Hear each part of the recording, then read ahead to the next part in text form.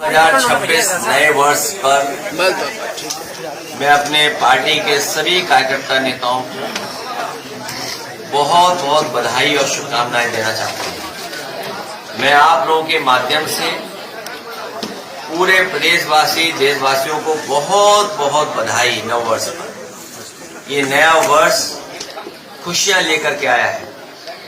नया वर्ष हमें मौका देता है नया संकल्प लेने का।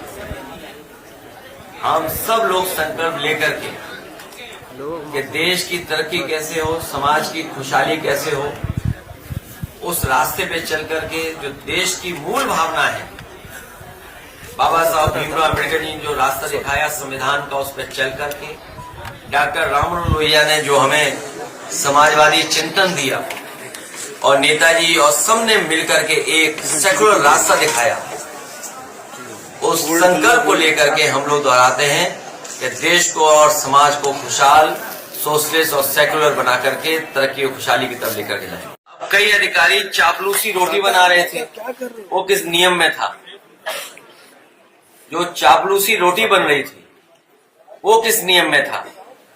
अगर अधिकारी ये नियम बदल रहे हैं तो हम लोग सभी भगवानों को वहां के लगाएंगे और भगवानों के साथ साथ जो आयोजक हैं, जो आयोजन कर रहे हैं, मैं उनसे कहूंगा कि हमारे केदारेश्वर मंदिर के भी वहां पर कुछ स्थापना करें।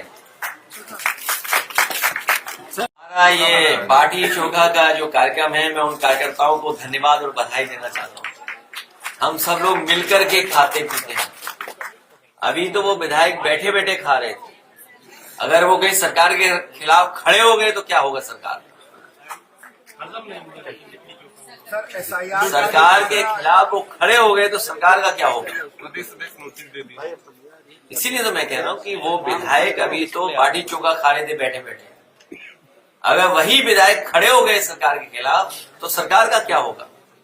और इसलिए हम कार्यकर्ताओं को बधाई देंगे कि कार्यकर्ताओं ने बाटी चोखा का जो अच्छा कार्यक्रम किया, हम सब मिलकर के एक दूसरे के प्रति बहुत अच्छा व्यवहार है हमारे मिलजुल करके खाने का जो हमारा एक संस्कृति रही है, इसी तरह हम लोग एक दूसरे का सम्मान करते हैं।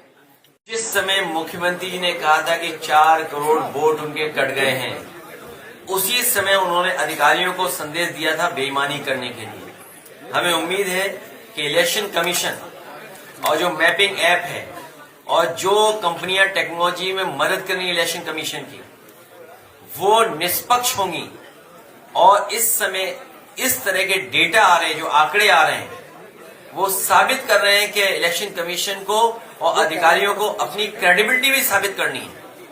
क्योंकि अगर आंकड़ों में फर्क आता है, स्टेट गवर्नमेंट के दूसरे आंकड़े हैं तो SIR के दूसरे आंकड़े हैं, तो और फिर इलेक्शन कमीशन को ये भी सोचना पड़ेगा फिर कि SIR का मतलब क्या हुआ, रिवीजन का मतलब क्या हुआ, इंसेंटिव उसका मतलब क्या हुआ। मैंने आपसे कहा कि इस समय अधिकारी और चुनाव आयोग की क्रेडिबिलिटी का सवाल है कि अगर इस तरह के आंकड़े आ रहे हैं तो जो लोग शामिल हैं, जो टेक्नोलॉजी शामिल है, आखिरकार वो कहीं हेरा फेरी की तैयारी तो नहीं कर रहे हैं? कहीं ऐसा तो नहीं कि मुख्यमंत्री ने जिस दिन इशारा किया था कि 4 करोड़ उनका वोट कट गया है, वो बेईमानी की तैयारी कर रहे हो टेक्नोलॉजी के साथ मिलकर? पश्चिम बंगाल में चुनाव क्या लगता है सर, वहाँ पे भी दिखाई? पश्चिम बंगाल में ममता बनर्जी जी बड़े वोटों से जीतने जा रही हैं। ये बीजेपी के लोग हर जगह साजिश करते हैं, षड्यंत्र करते हैं। इस बार साजिश षड्यंत्र उनका नहीं चलेगा।